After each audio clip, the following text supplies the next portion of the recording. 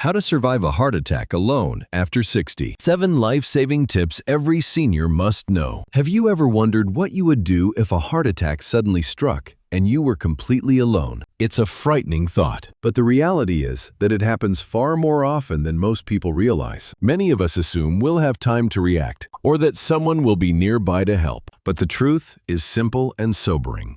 In a heart attack, the first few minutes determine everything. What you choose to do or not do in those moments can decide whether you survive. The good news is that even if you live alone or spend most of your days by yourself, you can still survive a heart attack, as long as you act quickly and know exactly what to do. In today's video, we're going to walk through 7 crucial steps you must take the moment a heart attack begins, and you're the only one around. These steps are straightforward, practical, and truly life-saving. You don't need medical training, and you don't need any special equipment. You just need to be prepared, to stay as calm as you can, and to remember what you're about to learn. We'll break everything down step by step.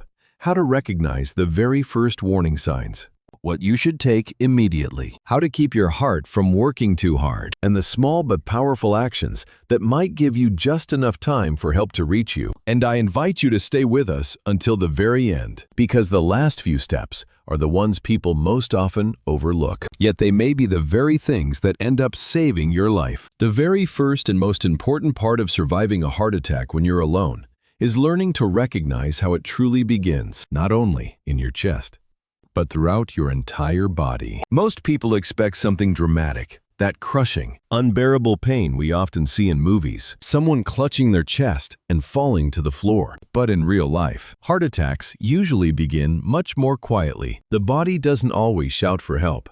Sometimes it whispers, and those whispers can be so soft, so subtle, that it's easy to mistake them for something minor until it's too late. So what exactly should you look for? One of the most common early signs is a feeling of pressure, heaviness, or tightness right in the center of your chest, as if someone were gently pressing down on it, or as if something heavy were resting there. It's not always painful. Sometimes it just feels off, like an uncomfortable weight you can't quite shake. This sensation may last more than a few minutes, but if it keeps returning, that's a strong warning sign. You might also notice shortness of breath, even while you're sitting still or doing something light, like getting dressed or talking. It can feel as though you've just climbed a hill, even though you haven't moved much at all. That's because your heart is struggling to deliver enough oxygen to your body. Other early warning signs can include pain or pressure that spreads to other areas, your left arm, shoulder,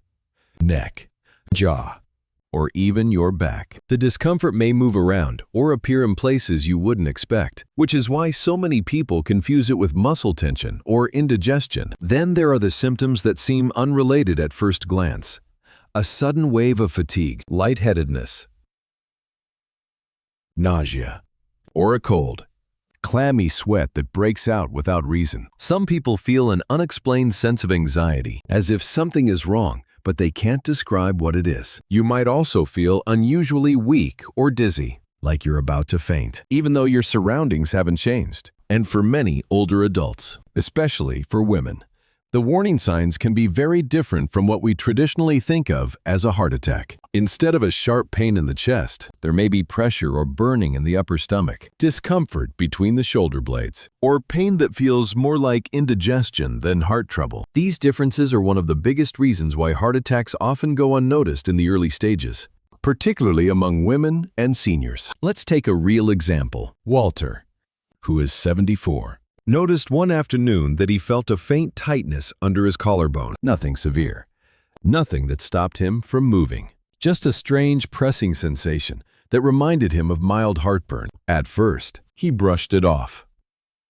But then he realized he couldn't take a deep breath without feeling uncomfortable, and his palms were damp with sweat. Something deep inside told him this wasn't ordinary. He remembered hearing that not every heart attack begins with pain. Some begin quietly, with whispers.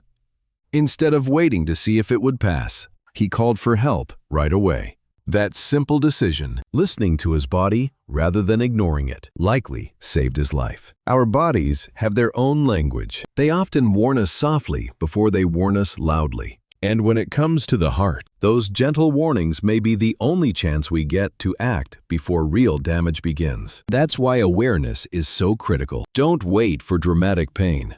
Don't tell yourself it's probably nothing. Don't let pride or fear convince you to wait it out or see if it gets better. If several symptoms appear together, or even if just one feels new, strange, or persistent, stop what you're doing. Sit down and pay attention. Your body is trying to get your attention for a reason. It may be giving you a small but precious window of time, a few minutes that could mean the difference between recovery and tragedy. Listening to those early whispers isn't overreacting. It's a sign of respect for your body, your health, and your life. The very moment you suspect that something might be wrong with your heart, your next step has to be immediate. Call emergency services. Don't wait to see if the symptoms go away. Don't tell yourself you'll rest for a bit and check how you feel later. And above all, do not try to drive yourself to the hospital. Calling 911 is not just the fastest way to get help. It's the safest and most effective thing you can do to protect your life. When you call, trained professionals are already preparing while they're on the way. They carry the equipment and medication that can stabilize you, and they can begin treatment right there on the spot. If your heart suddenly stops beating, they know exactly what to do and have the tools to do it. And once they arrive, they can get you to the hospital far faster and far more safely than you ever could on your own. Trying to drive yourself, on the other hand, is one of the most dangerous choices people make during a heart attack. The condition can escalate quickly, sometimes within minutes. You could lose consciousness behind the wheel, cause an accident, or delay your own care at the very moment when every second matters. Linda, who is 78, learned this lesson in time. One evening, she began to feel a dull ache in her left shoulder, followed by a wave of nausea and cold sweat. Her first instinct was to call her son, but then she remembered something a nurse had once told her. If you think you might be having a heart attack, call 911 first. Call your family later. So she did. By the time the ambulance arrived, her symptoms had worsened, but the team was ready. They stabilized her right there in her living room before taking her to the hospital. That phone call quite literally saved her life. It's important to remember, you don't have to be sure that it's a heart attack before calling for help. The dispatcher will never be upset if it turns out to be something less serious. They would much rather come for a false alarm than arrive too late to help. Keep your phone somewhere easy to reach, not buried in another room, not across the house. If you live alone, make sure you know how to use your phone's emergency call shortcut. On most phones, you can trigger it even when the screen is locked. Take a few minutes to learn where that feature is and how it works. Because when the pain starts, when your breathing tightens and your body feels unsteady, you won't have time to think through the details. The only thing that matters in that moment is that you act quickly, clearly, and without hesitation. That single call could be the reason you get a second chance at life. After you've called 911, there's one more step you can take while waiting for help to arrive. And it's surprisingly simple. Chew an aspirin. Not swallow it whole, but chew it slowly and calmly. If you're not allergic and you're not already taking medications that would conflict with it, one regular 325 milligram aspirin can make a remarkable difference. Why chew instead of swallow? Because chewing allows the aspirin to enter your bloodstream much faster. And during a heart attack, every second counts. Aspirin works by thinning the blood and slowing down the growth of a clot that might be blocking one of your heart's arteries. In some cases, it can even help restore partial blood flow before the paramedics arrive. That little tablet can give your heart a fighting chance, buying precious minutes while professional help is on the way. Let's take an example. Henry, age 72, was sitting at his kitchen table one morning when he began to feel a tightness spreading from his chest up toward his neck. He remembered he kept a small bottle of aspirin in the cabinet. He sat down, took one pill, and chewed it slowly while waiting for the ambulance. Later, his cardiologist told him that simple decision, those few small moments, likely reduced the amount of permanent damage to his heart muscle. If you live alone or spend much of your time at home, it's a good idea to keep aspirin in several easy-to-reach places: a nightstand drawer, the kitchen counter, your purse, or even in your wallet. Make sure it hasn't expired. And if you take other medications, ask your doctor ahead of time if aspirin is safe for you in an emergency. It's such a small, ordinary object. One pill you've probably seen 1,000 times before. Yet in a crisis, it can make the difference between life and loss. A single aspirin, taken at the right moment, can keep blood flowing just long enough for help to reach you. So remember, after calling for help, take a deep breath, stay as calm as you can, and chew that aspirin. It may be the simplest life-saving action you ever take. Once you've called 911 and taken your aspirin, the next thing you need to do is simple, but absolutely critical. Stop moving completely. This is not the time to walk around, pick things up, or get the house ready for when help arrives. Every small movement forces your heart to work harder at the very moment it's struggling to get enough oxygen. The best thing you can do for yourself right now is to find a safe, comfortable position and stay as still as possible. Sit upright with your back supported, your feet flat on the floor, and your shoulders relaxed. If you start to feel faint or lightheaded, lie gently on your side with your head slightly raised. It might feel strange to just sit there doing nothing. Many people, especially those who are used to being active and independent, feel embarrassed or restless in moments like this. But right now, doing nothing is not a sign of weakness. It's an act of wisdom. It's giving your heart the stillness it desperately needs. Margaret, who is 81, knows this well. When she first felt a heavy pressure across her chest, her first instinct was to tidy the kitchen and straighten up before calling anyone. But then she remembered what her doctor once told her. If you think it's your heart, sit down. Everything else can wait. And truly, it can. She sank into her favorite chair, focused on her breathing, and stayed still until help arrived. Later, her doctor told her that simple decision, to rest instead of move, may have prevented her symptoms from turning into something far more serious. So if you ever feel those first signs, pressure, shortness of breath, or dizziness, resist the urge to push through it. Don't tell yourself you'll finish what you're doing first. Stop where you are. Sit down and let your body do only one thing: survive. Stillness is not inaction, it's protection.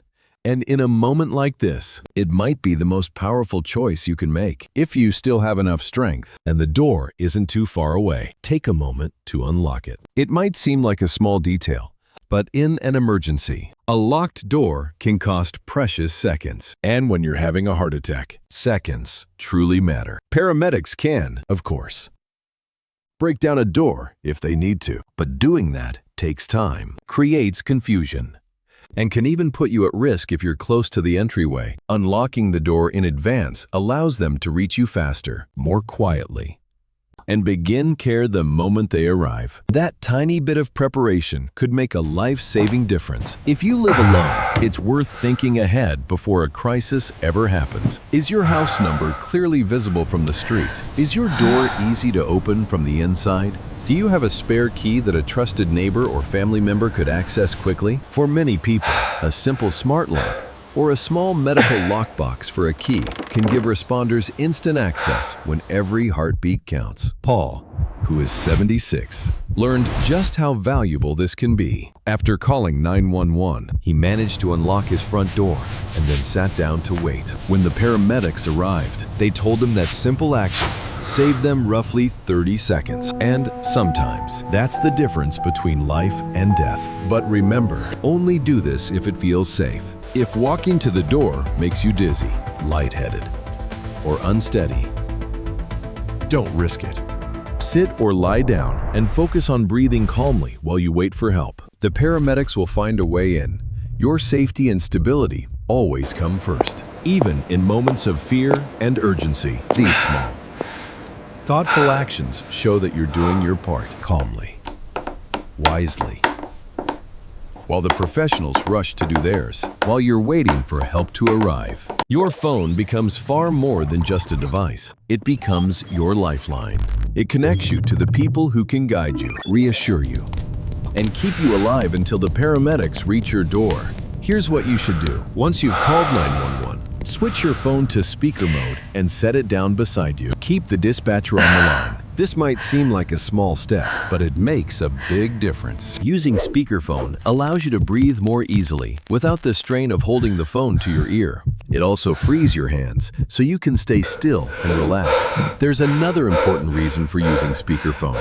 The dispatcher can hear what's happening around you, the sound of your breathing, your movements, even subtle changes in your voice. If you suddenly become weaker or quieter, they can recognize the change immediately and alert the medical team on the way. Beyond that, your phone holds something many people overlook: your medical ID. Every smartphone today has this feature, and it can be accessed directly from the lock screen.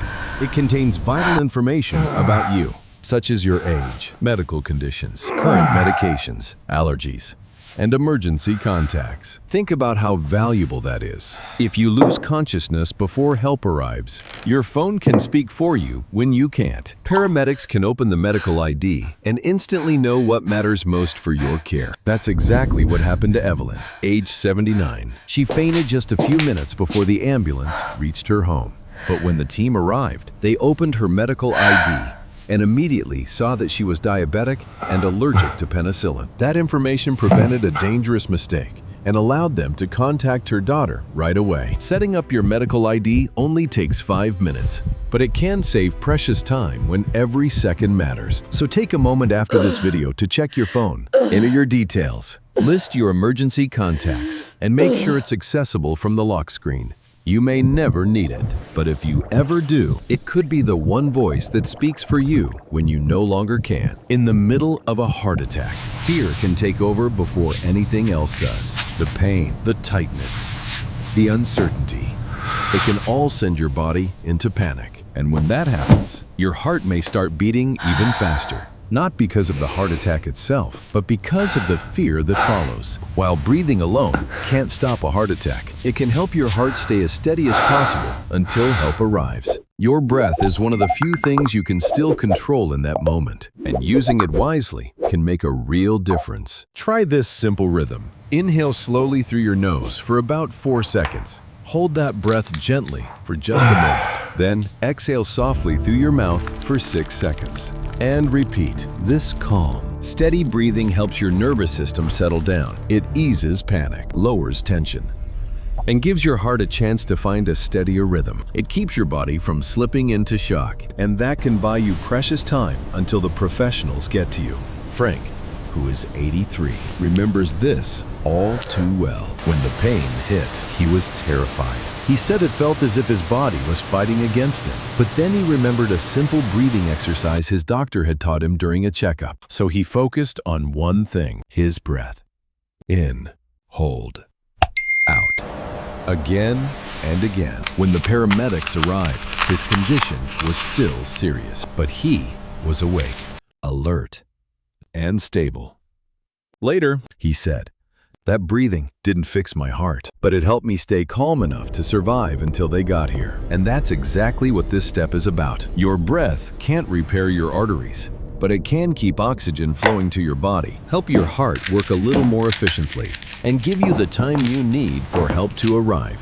So if you ever find yourself in that terrifying moment, remember, stay still, stay calm, and focus on breathing slowly and gently. Sometimes, those quiet breaths are what carry you through the longest minutes of your life. Surviving a heart attack when you're alone isn't about luck, and it's not about being brave or strong in the moment. It's about awareness, preparation, and calm. Thoughtful action. The 7 steps you've just learned may seem simple on their own, but together, they create a powerful chain that can truly save your life. Recognize the early warning signs. Call for help immediately. Chew an aspirin. Sit or lie down to protect your heart. Unlock your door for responders. Use your phone speaker and medical ID. And finally, slow your breathing to steady your heart. Each step gives you a little more control and buys you a little more time. And together, they remind you of something deeply important, even when you're alone. You are not powerless. You have tools. You have knowledge. And you have the ability to protect yourself until help arrives. That calm confidence and quiet awareness can make all the difference when every second matters. We'd love to hear from you. Share one thing you learned today, or one step you plan to remember if you ever face an emergency like this. Your thoughts and stories don't just inspire us, they help others learn too. And if you found this video helpful, please take a moment to like, subscribe, and share it with someone you care about. Your support helps us continue creating thoughtful content that informs, reassures, and uplifts. Thank you for watching, for taking this time to care for yourself, and for being part of the Elderly Heart Talks community. We wish you peace, good health, and the quiet confidence that comes from knowing you are never truly alone.